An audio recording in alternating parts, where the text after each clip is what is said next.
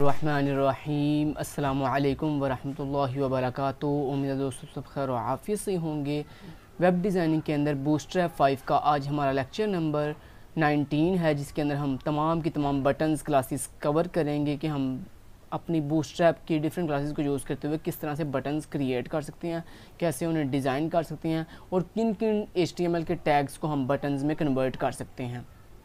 तो दोस्तों सबसे पहले हम यहाँ पे एक डिव ले लेते हैं हमेशा की तरह, और इस डिव को हम यहाँ पे लेफ़्ट राइट से मार्जिन देने के लिए कंटेनर क्लास दे देते हैं और देन इसको empty-5 दे देते हैं टॉप से मार्जिन, और देन इसको पैडिंग जो है वो 3 दे देते हैं। अब ये जो कंटेनर क्लास है इसको मैंने अपने खुद की कस्टम CSS के अंदर एक बॉर्डर दिया हुआ है और एक हाइट दी हुई है। अब इसके अंदर दोस्तों एक बटन बनाने के लिए आपको पता है बूस्ट हम HTML के अंदर एक बटन टैग यूज़ करते हैं और इस बटन टैग के अंदर मान लो मैंने लिख दिया बटन, ठीक है, इस तरह से मैंने लिख दिया।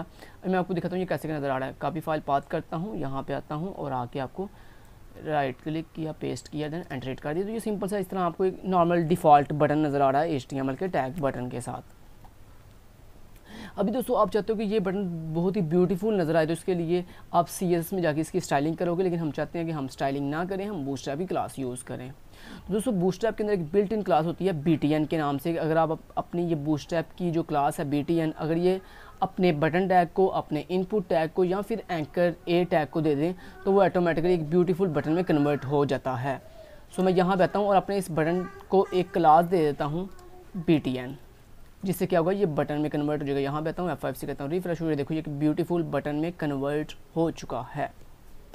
इसी तरह दोस्तों लाजमी नहीं कि आप ये जो BTN क्लास है बटन बनाने वाली, इसको आप सिर्फ इस बटन टैग के साथ यूज़ कर सकते हो। इसको दोस्तों आप एंकर टैग के साथ भी यूज़ कर सकते हो। मान लो आपने यहाँ पे एक एंकर टैग लिया, लिंक लगाने के लिए एक एंकर टैग ले लिया, और इस एंकर टैग के अंदर आपने ये जो href है जिसके अंदर आप अपनी वेबसाइट का उस पेज का लिंक बताते हो जहाँ पे आपने मूव करना हो, तो यहाँ पे मैंने कुछ भी नहीं दिया, मैंने जस्ट ओनली लिख दिया लिंक, ठीक है। और देन आपने दोस्तों अगर इस लिंक को, अगर मैं आपको नॉर्मल दिखाऊँ तो ये लिंक आपको कैसे नज़र आता है, फिर करता हूँ, कुछ इस तरह से नज़र आ रहा है। आप जब तो ये लिंक जो है एक बटन में कन्वर्ट हो जाए तो उसके लिए आप क्या करोगे, आप यहाँ पे आओगे, इस एंकर टैग को आप एक बूटस्ट्रैप क्लास दे दोगे BTN, सो ये एक बटन में कन्वर्ट हो जाएगा। F5 से करता हूँ रिफ्रेश, और ये देखो ये एक बटन में कन्वर्ट हो चुका है, ठीक है, ओके। उसके बाद दोस्तों आप इस BTN क्लास को जो है एक तरह और भी यूज़ कर सकते हो। कैसे, आप इनपुट टैग के साथ भी यूज़ कर सकते हो। ये जो आपका इनपुट टैग है इसके अंदर आपको पता है ना, हमारे पास इनपुट के अंदर डिफरेंट टाइप्स होती हैं। एक टाइप होती है हमारे पास बटन, मान लो आपने यहाँ पे बटन टाइप बटन यूज़ की, और इसके अंदर बटन के अंदर आपने क्या लिखना है उसके लिए आप वैल्यू एट्रीब्यूट यूज़ करते हो। इसमें आपने मान लो लिख दिया जैसे BUTTON बटन। वापस आते हैं, 5 से रिफ्रेश करते हैं, देखें कुछ इस तरह से आपको बटन नज़र आ रहा है। अब आपने इसके ऊपर BTN क्लास यूज़ करनी है तो कैसे करेंगे, उसके लिए सिंपली आप यहाँ पे आओगे इनपुट टैग के अंदर और यहाँ पे इसको एक क्लास दे दोगे BTN की, ठीक है। F5 से कहता हूँ रिफ्रेश, और ये देखो ये एक ब्यूटीफुल बटन में कन्वर्ट हो चुका है। इसी तरह दोस्तों आपको बखूबी पता है कि आपके इनपुट टैग के अंदर एक टाइप होती है सबमिट या रीसेट की, उसके साथ भी आप बटन क्लास यूज़ कर सकते हो। कुछ इस तरह से आपने यहाँ पे आए और यहाँ पे आपने टाइप इक्वल टू इसको टाइप दे दी सबमिट, और आपने इसको टाइप दे दी रीसेट, ठीक है, और इन दोनों के साथ भी आपने क्लास BTN यूज़ कर लिया। अब F5 से करके दिखाता हूँ रिफ्रेश, और ये देखो ये बटन, इसके साथ भी बटन क्रिएट हो चुके हैं। सो कहने का मतलब ये था दोस्तों कि आप ये जो बूटस्ट्रैप की क्लास है BTN जो कि हमारा ब्यूटीफुल सा बटन क्रिएट करती है, इसको आप जो है डिफरेंट टैग्स के साथ यानी बटन टैग के साथ भी यूज़ कर सकते हैं, आप इसको एंकर टैग के साथ भी यूज़ कर सकते हैं, और आप इनको इनपुट की डिफरेंट टाइप्स यानी टाइप बटन, सबमिट और रीसेट के साथ भी इसको यूज़ कर सकते हैं। रीसेट के लिए R स्मॉल में सॉरी आएगा, ठीक है जी। तो आप इस तरह से भी इसको यूज़ कर सकते हो। तो ये था दोस्तों अपनी BTN क्लास को बटन बनाने के लिए डिफरेंट तरह के टैग्स के साथ यूज़ करना। चलें अब मैं आपको ये सारा रिमूव कर देता हूँ और लेके चलता हूँ। तो ये तो मैं आपको डिफरेंट टैग के साथ जो है वो BTN क्लास यूज़ करना सिखाई है। चलिए अभी F5 से कहता हूँ रिफ्रेश, और ये देखो आपके सामने एक सिंपल सा बटन बन के आ गया BTN क्लास को यूज़ करते हुए। मान लो आप चाहते हो ये जो बटन है इसका बैकग्राउंड कलर चेंज हो जाता है। दोस्तों बूटस्ट्रैप के अंदर हमारे पास अपने बटन की बैकग्राउंड जो कलर है चेंज करने के लिए इसी BTN क्लास के साथ आपने एक और क्लास ऐड करनी है BTN हाइफन आगे अपने कलर का नाम बताना। तो दोस्तों बूटस्ट्रैप में डिफरेंट तरह के कलर्स के नेम हैं, primary, secondary, success, light, dark, white और डेंजर और वार्निंग और इन्फो। डिफरेंट तरह के हमारे पास बैकग्राउंड जो है वो कलर्स होते हैं।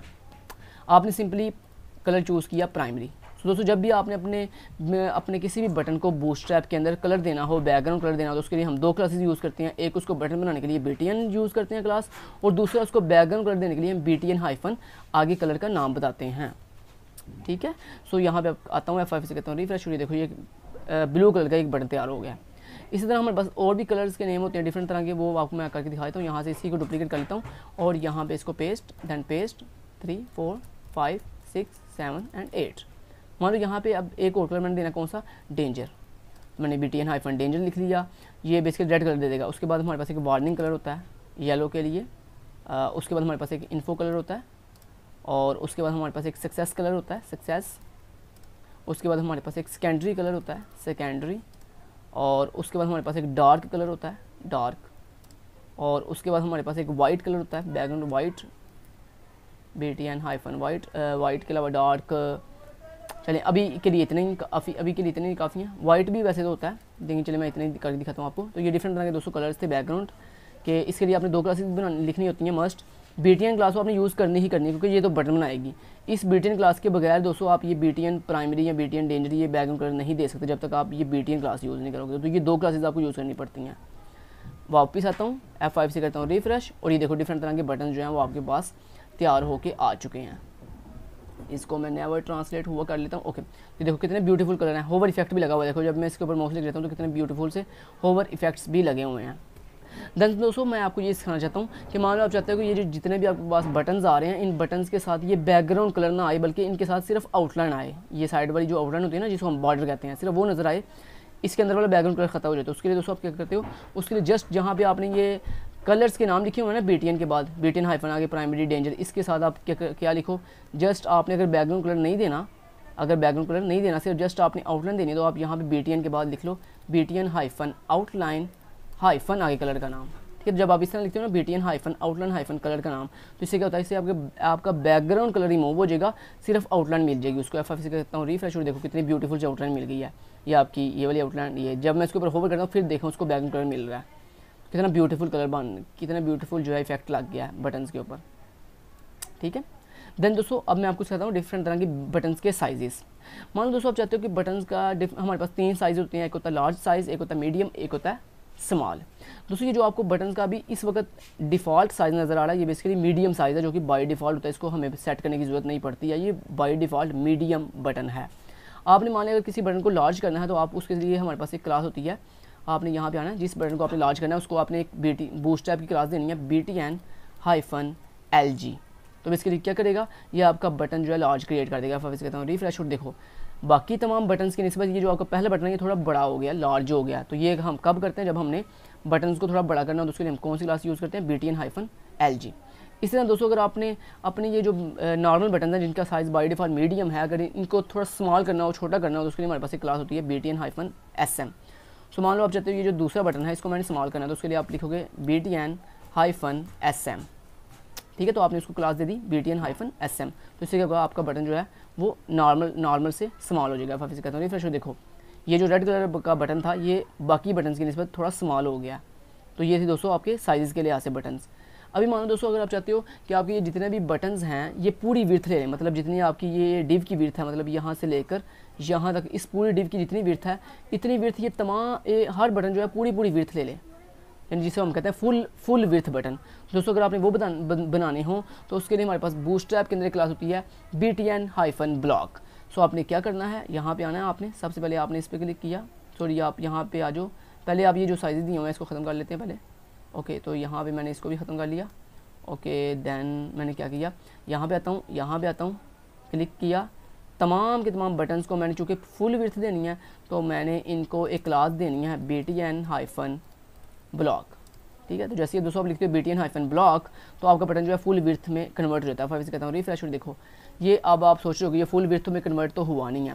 उसकी दोस्तों रीज़न ये है कि आपने अपने इन तमाम बटन्स को जो है कौन सी क्लास देनी है, BTN-block। तो इससे पूरी विड्थ ले लेगा जितनी आपकी डिवाइस की विड्थ है, लेकिन उसके साथ दोस्तों आपने ये बटन जिस डिव में बंद किया हुआ, मतलब जैसे ये आपकी जो डिव है ये पेरेंट डिव है, इस डिव के अंदर ये सारे के सारे बटन लगे हुए हैं, तो आपने क्या करना है, अपनी उस पेरेंट डिव को एक क्लास देनी होती है D-grid। D-grid का मतलब होता है डिस्प्ले ग्रिड। दोस्तों जब तक आप ये अपने पेरेंट जो डिव है जिसके अंदर आपने ये बटन बंद किए हुए हैं, जब तक आप इसको डिस्प्ले ग्रिड क्लास नहीं दोगे बूटस्ट्रैप की, तब तक दोस्तों आपकी ये जो क्लास है BTN-block ये तब तक काम नहीं करती है। अब मैं आपको दिखाता हूँ, वापस से रिफ्रेश करता हूँ, और ये देखो दोस्तों आपके तमाम के तमाम बटन्स ने जो है फुल विड्थ कवर कर लिया है। देखो ये कितने ब्यूटीफुल लग गए हैं। अब नेक्स्ट दोस्तों मैंने आपको ये सिखाना है, ये जो बटन हैं आपको ये जो नज़र आ रहे हैं फुल विड्थ के साथ, आप चाहते हो एक बटन और दूसरे बटन के दरमियान यहाँ पे थोड़ा गैप आए, मतलब ये पहले बटन और दूसरे बटन ये बिल्कुल साथ साथ जुड़ गए हैं सारे बटन, आप चाहते हो इन तमाम बटन के दरमियान थोड़ा गैप आए। तो दोस्तों गैप देने के लिए जहाँ पे आपने अपनी ये पेरेंट डिव को क्लास दी है d-grid, इसके बिल्कुल साथ आपने बूटस्ट्रैप की क्लास यूज़ करनी है गैप और गैप के आगे हाइफन लगा के आपने वैल्यू देनी है कि आपने कितना गैप देना। तो यहाँ पे दोस्तों 1 से लेकर 5 तक वैल्यू होती है, मतलब 1 होती है, फिर 2 होती है, फिर 3 होती है, 4 होती है एंड 5 होती है। मान लो दोस्तों आपने लिख दिया गैप 1, तो ये क्या करेगा, अगर आप लिखते हो गैप 0 तो ये बिल्कुल गैप नहीं देगा। अगर आपने लिखा हो गैप 1 तो ये एक थोड़ा सा गैप देगा, अगर आप 2 लिखोगे थोड़ा सा ज़्यादा गैप दे देगा, 3 लिखा थोड़ा सा ज़्यादा देगा, 4 एंड 5 लास्ट वैल्यू होती है। तो आप जब लिखते हो ना गैप 5 तो ये बहुत ज़्यादा गैप दे देगा। दिखा देता हूँ एक दफ़ा 5 से कहता हूँ रिफ्रेश, और देखो हर बटन के दरमियान देखो कितना कितना गैप आ गया। ये पहला बटन, उसके बाद गैप, फिर बटन, फिर गैप, फिर बटन, यानी हर बटन के दरमियान देखो कितना ज़्यादा गैप आ गया। अगर आप इस गैप को कम करना चाहते हो तो यहाँ पे आप 5 की जगह पे कोई छोटी वैल्यू यूज़ करो। मान लो आपने लिख दिया 3 या 2, जो भी आपने लिखना है, तो मैंने यहाँ पे 3 लिख दिया। 5 से कहता हूँ रिफ्रेश, और देखो अभी जो गैप था वो कम हो चुका है। ठीक है, चलें, तो ये थे दोस्तों डिफरेंट तरह के गैप, बटन के अंदर गैप्स देना। चलें, ये तो हमने कर ही लिया। अभी दोस्तों मान लो आप चाहते हो ये जो मेरा पहला बटन है ये जो है एक्टिव हो जाए। एक्टिव समझते हो ना, अगर आपने किसी चीज़ को एक्टिव करना हो, एक्टिव का मतलब ये होता है कि बाय डिफ़ॉल्ट जब आप वेबसाइट पर जाते हो तो वो बाय डिफ़ॉल्ट एक्टिव होती है, उसका कलर ऑटोमेटिक चेंज खुद ब खुद चेंज हुआ होता है। तो जिस चीज़ को दोस्तों आपने एक्टिव करना हो उसको हमें बूटस्ट्रैप के अंदर हमारे पास एक क्लास होती है एक्टिव के नाम से। तो मान लो आप चाहते हो ये जो आपका पहला बटन है ये बाय डिफ़ॉल्ट एक्टिव हो जाए, तो उसके लिए आप क्या करोगे, आप इसको एक क्लास दे दोगे एक्टिव के नाम से, एक्टिव, तो ये एक्टिव हो जाएगा खुद ब खुद। तो F5 से करता हूँ रिफ्रेश, और देखो वो खुद ब खुद एक्टिव हो गया, जबकि बाकी जो कलर हैं, बाकी जो बटन हैं उनके अभी तक कलर देखो चेंज नहीं हुआ है।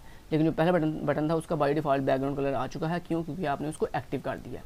इसी तरह दोस्तों हमारे पास एक क्लास होती है डिसेबल। ये डिसेबल क्लास हम कभी यूज़ करते हैं, मान लो आप चाहते हो ये जो सेकंड बटन है कोई भी बंदा इस बटन के ऊपर क्लिक ना कर सके। अगर वो क्लिक ज़बरदस्ती करे भी तो ये जो बटन है दूसरे वाला ये काम ना करे, तो उसके लिए दोस्तों हम इस बटन को डिसेबल क्लास दे सकते हैं। तो आप आए अपने इस सेकंड बटन को आपने कौन सी क्लास दे दी, डिसेबल्ड। तो दोस्तों जब आप किसी बटन को डिसेबल्ड क्लास देते हो तो वो बेसिकली डिसेबल हो जाता है। 5 से कहता हूँ रिफ्रेश, और देखो वो डिसेबल हो गया। अब देखो मैं उसके ऊपर माउस ले रहता हूँ, देखो उसका ना तो कलर चेंज हो रहा है, ना ही उसके ऊपर मैं क्लिक कर पा रहा हूँ। ठीक है, सो दोस्तों ये थी तमाम की तमाम बटन्स की classes. Thank you so much, till then guys, take care, अल्लाह हाफिज़।